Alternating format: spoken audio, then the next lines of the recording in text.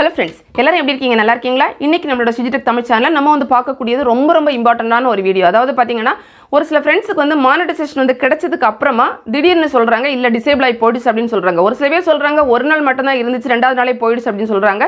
இன்னும் ஒரு சில பேர் பாத்தீங்கன்னா ஒரு மாதம் 2 மாதம் இருந்துச்சு அதுக்கு அப்புறமா போயிடுச்சு மானிட்டைசேஷன் டிசேபிள் ஆயி போயிடுச்சு அப்படினு சொல்றாங்க. இதுக்கு என்ன காரணம்? அத நம்ம வந்து பார்க்க போறோம். கஷ்டப்பட்டு அடிச்சு புடிச்சு நம்ம மானிட்டைசேஷன் வந்து வாங்கிடுவோம். அதுக்கு அப்புறமா வந்து பாத்தீங்கன்னா நம்ம செய்யக்கூடிய ஒரு சில தவறுகள்னால அந்த மானிட்டைசேஷன் வந்து போறதுக்கு வாய்ப்புகள் வந்து இருக்கு. இதுல வந்து ஃபர்ஸ்ட் பாயிண்ட் என்னன்னு பாத்தீங்கன்னா இன்வாலிட் கிளிக் ஆக்டிவிட்டி. அதாவது நம்மளோட வீடியோவை நம்மளே பார்க்குவோம். நம்மளே பார்க்கும்போது பாத்தீங்கன்னா ஆட் எல்லாம் ஷோ ஆகும்ல. சோ அது வந்து தான் நம்ம இன்வாலிட் கிளிக் அப்படினு நம்ம வந்து சொல்லுவோம். நம்ம வந்து பார்க்க கூடாது. நம்மளோட வீடியோவை நம்மளே வந்து பார்க்க கூடாது. ஏன்னா ஆட் வந்து ஷோ ஆகுது அப்படினா அவங்களுக்கு வந்து கண்டுபிடிச்சிருவாங்க. சோ ஒரு தடவை ரெண்டு தடவை எனக்காவது நடந்துச்சு அப்படினா கூட நம்ம தப்பிச்சிரலாம். தொடர்ந்து நம்ம வந்து திரும்ப இதே தப்ப பண்ணோம் அப்படினா கட்டாயமா நம்மளோட சேனலை வந்து டெர்மினேட் பண்ணி விட்டுருவாங்க. இதுல வந்து பாத்தீங்கன்னா நிறைய பேர் வந்து தெரிஞ்சு பண்ண மாட்டாங்க. என்ன நினைப்பாங்கன்னா இப்போ வந்து மானிட்டைசேஷன் கிடைச்ச உடனே அந்த இன்ட்ரெஸ்ட்ல வந்து என்ன பண்ணுவாங்கன்னா ஓகே என்னோட சேனல்ல ஆட் வருதா நான் பார்க்கணுமே அப்படிங்கிறதுனாலே திரும்ப கிளிக் பண்ணி பார்த்துட்டே இருப்பாங்க. வருதான்னு பார்க்கிறதுக்கே அந்த வீடியோஸ் பார்க்க ஆரம்பிப்பாங்க. ஸோ இதெல்லாம் தான் அவங்க வந்து இன்வாலிட் கிளிக் ஆக்டிவிட்டியில் வந்து எடுத்துப்பாங்க. ஸோ தயவு செய்து உங்களோட வீடியோவை நீங்களே வந்து பார்க்கக்கூடாது. இதுதான் மானிட்டைசேஷன் வந்து டிசேபிள் ஆகிறதுக்கு வந்து ஃபர்ஸ்ட் பாயிண்டை நம்ம வந்து எடுத்துக்கலாம். ரெண்டாவது வந்து பாயிண்ட் பாருங்க. இன்னொரு பாயிண்ட் என்னன்னா அதாவது ஒரு சில பேர் என்ன பண்ணுறாங்கன்னா மானிட்டைசேஷன் வந்து கிடைச்சதுக்கு அப்புறமா லீவ் பார்ட்னர் ப்ரோக்ராம் அப்படின்னு இருக்கும். அதாவது எனக்கு இந்த யூடியூபோட இருக்கக்கூடிய அந்த பார்ட்னர் ப்ரோக்ராம்லேருந்து நான் விலகுறேன் அப்படிங்கிறது அதோட பொருள். ஸோ அது வந்து என்ன பண்ணிப்பாங்கன்னா தெரியாமல் போய் கிளிக் பண்ணுறாங்க. தெரியாமல் அவங்க அது ஏதோ வேறு ஏதோ செட்டிங்ஸ் அப்படின்னு நினச்சிட்டு அந்த லீவ் பார்ட்னர் ப்ரோக்ராமை போய் கிளிக் பண்ணுறாங்க. ஸோ அந்த மாதிரி கிளிக் பண்ணுறதுனால என்ன நடக்கும்னா நம்ம மானிட்டைசேஷன் கிடைச்சது டிசேபிள் ஆகி போயிடும். அப்போ நம்ம திரும்பவும் ரீஅப்ளை பண்ண வேண்டியது இருக்கும். ஸோ இது வந்து ஒரு முக்கியமான பாயிண்ட். ஸோ கட்டாயமாக மானிட்டைசேஷன் கிடைச்சதுக்கு அப்புறமா தேவையில்லாத ஏதாவது இதில் எல்லாம் போய் நம்ம எதுவுமே பண்ணவே கூடாது. நம்ம ஜஸ்ட் நம்ம செய்ய வேண்டியது மானிட்டைசேஷன் எல்லா வீடியோஸ்க்கு நம்ம ஆன் பண்ணி வைக்கிறத தவிர வேற எதுவும் நம்ம பண்ணக்கூடாது. அதுதான் நம்ம ஒன்று.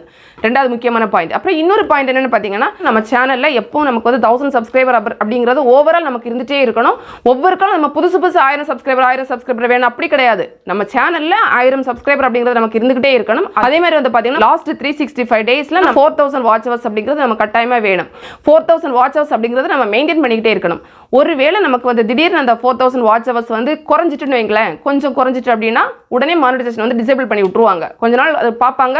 அது பார்த்த உடனே பார்த்தீங்கன்னா நமக்கு இல்லை அப்படிங்கும்போது அதை வந்து விட்டுருவாங்க. ஸோ மானிட்டைசேஷன் வந்து டிசேபிள் ஆகிறதுக்கு இதுவுமே ஒரு முக்கியமான காரணம். நம்மளோட வாட்ச் ஹவர்ஸும் நம்மளோட அந்த சப்ஸ்கிரைபர் இருக்குல்ல அந்த ரேஞ்ச் வந்து நம்ம அப்படியே மெயின்டைன் பண்ணிட்டு இருக்கணும். அப்படி இருந்தால் தான் நம்மளோட அந்த எனேபிள் பண்ணி வச்சிருப்பாங்க இல்லை டிசேபிள் பண்ணி விட்டுருவாங்க. அதுக்கப்புறமா வந்து பார்த்தீங்கன்னா நம்ம நார்மலாக சொல்லக்கூடியதான். அதாவது நம்ம வீடியோ வந்து அப்லோட் பண்ணி நம்ம மானிட்டைசேஷன்லாம் கிடச்ச உடனே நம்ம நினைப்போம் ஓகே நமக்கு தான் கிடச்சாச்சு நம்ம என்ன வீடியோ வேணாம் போடலாம் அப்படின்னு நம்ம நினச்சோன்னா அங்கே பெரிய தப்பு. அதாவது அதுக்கப்புறம் நமக்கு காப்பிரைட் ஸ்ட்ரைக் இருக்குது, கம்யூனிட்டி கைட்லைன் ஸ்ட்ரைக் வந்து இருக்குது. உங்களுக்கு வந்து 90 டேஸ் பீரியடில் 3 காப்பிரைட் ஸ்ட்ரைக் வந்துடுச்சுனாலே சேனலை வந்து டெர்மினேட் பண்ணி விடுவாங்க. அதே மாதிரி வந்து பார்த்தீங்கன்னா ஃபர்தராக நீங்கள் சேனல் கிரியேட் பண்ண முடியாதுன்னு சொல்லியிருக்காங்க அதில். அதே மாதிரி கம்யூனிட்டி கைட்லைன் ஸ்ட்ரைக் வந்தாலுமே உங்களுக்கு சேம் தான். இந்த மாதிரி நமக்கு 3 ஸ்ட்ரைக் வந்துடுச்சு 90 டேஸில் 90 நாளில் 3 ஸ்ட்ரைக் வந்துடுச்சு அப்படின்னாலே நமக்கு மானிட்டைசேஷன் வந்து டிசேபிள் பண்ணி விட்டுருவாங்க. இதுவுமே நமக்கு வந்து மானிட்டைசேஷன் வந்து டிசேபிள் ஆகி போகிறதுக்கு வந்து ஒரு காரணம். அதுக்கப்புறம் இன்னொன்று வந்து பார்த்தீங்கன்னா அது நம்மளோட தப்பு அப்படின்னு சொல்ல முடியாது. அது என்னன்னா இந்த ஐடி வெரிஃபிகேஷன் பின் வெரிஃபிகேஷன் எல்லாம் பண்ணுறது இருக்குல்ல அதுவுமே அவங்க குறிப்பிட்ட காலம் வந்து டைமிங் கொடுத்துருப்பாங்க. அந்த டைமுக்குள்ளே நம்ம பண்ணலை அப்படின்னா நமக்கு வந்து மானிட்டைசேஷன் வந்து டிசேபிள் பண்ணிடுவாங்க. திரும்ப நம்ம எப்போ வந்து பண்ணுறோமோ அதுக்கப்புறமா நம்ம வந்து திரும்ப அவங்கள காண்டாக்ட் பண்ணி அப்படியெல்லாம் வச்சு தான் நமக்கு வந்து கொடுப்பாங்க. இதில் வந்து பார்த்தீங்கன்னா ஒரு சில ஃப்ரெண்ட்ஸ் என்ன சொல்லிட்டு இருந்தாங்கன்னா அன்றைக்கி வந்து 45 நாள் தான் நமக்கு அந்த டைம் கொடுத்துருந்தாங்க. அதில் வந்து அந்த மாதிரி காமிச்சது அது நான் பண்ணல அது போயிடுச்சு அப்படின்னு சொன்னாங்க. பட் நான் வந்து செக் பண்ணி பார்த்த வரலாம் அவங்க 4 மாத காலம் 4 months வந்து டைம் கொடுத்துருக்காங்க. ஸோ அதுக்குள்ளாடி பண்ணணும் அப்படி தான் போட்டிருக்காங்க. மற்றபடி ஏதாவது அவங்க வந்து அப்டேட் பண்ணியிருக்காங்களான்னு தெரியல. ஆனால் வந்து யூடியூப்பில் அந்த யூடியூப் ஹெல்ப் இருக்கும்ல அதில் எதுவுமே போடலை. ஆனால் ஒரு சில ஃப்ரெண்ட்ஸ் வந்து சொன்னது என்ன சொன்னாங்கன்னா 45 டேஸ் அப்படின்னு சொன்னாங்க. பட் நான் இன்னைக்கு செக் பண்ணி பார்த்த வரையிலும் அதில் வந்து 4 மாதம் அப்படின்னு கொடுத்துருக்காங்க.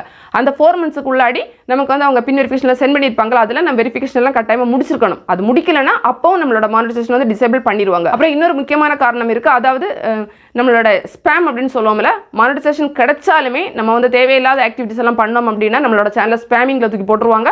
அப்போவும் நமக்கு வந்து மானிட்டைசேஷன் வந்து திடீர்னு போகிறதுக்கு வாய்ப்பு இருக்குது. நிறைய நேரங்களில் பார்த்தீங்கன்னா இந்த ஸ்பேமிங்கில் போயிட்டு போயிடுச்சு நம்மளோட சேனல் அப்படின்னா நம்மளோட சேனலை வந்து கேன்சல் பண்ணும்போது ஒரு சில நேரங்களில் நோட்டிஃபிகேஷன் கூட நமக்கு வரவே வராது. என்ன காரணத்தில் நம்ம சேனல் போச்சுன்னு கூட நமக்கு வந்து தெரியாது. ஸோ அதனால் அதுவுமே தேவையில்லாமல் நம்ம வந்து என்ன பண்ணுறதுன்னா அடுத்த சேனலில் போய்ட்டு தேவையில்லாத கமெண்ட்ஸ் பண்ணுறது இல்லைனா யூடியூப் பாலிசியை மீறிட்டு வேறு ஏதாவது பண்ணுறது வயலேட் பண்ணுறது அந்த மாதிரி வேலை எதுவுமே நம்ம பண்ணக்கூடாது. நம்ம வந்து கரெக்டாக வந்து டீல் பண்ணி போயிட்டு இருந்தால் தான் அந்த மானிட்டைசேஷன் வந்து அப்படியே நமக்கு வந்து இருக்கும். ஸோ இந்த வீடியோ நிச்சயமாக உங்களுக்கு வந்து பயனுள்ளதாக இருந்திருக்கும். பிடிச்சிருந்தா லைக் பண்ணுங்கள், உங்களோட ஃப்ரெண்ட்ஸ்க்கு ஷேர் பண்ணிக்கோங்க. மேலும் பல வகையான யூடியூப் சம்மந்தப்பட்ட தகவல்களுக்கு நம்ம சேனல் ஷிஜி தமிழ் சேனலை மறக்காமல் சப்ஸ்கிரைப் பண்ணிக்கோங்க. தேங்க்ஸ் ஃபார் வாட்சிங். நன்றி, வணக்கம்.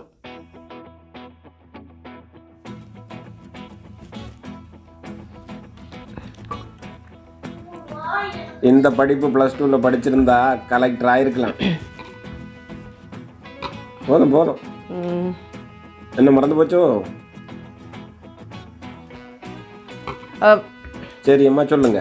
மறுபடியும் மறந்து போச்சா? Ready steady.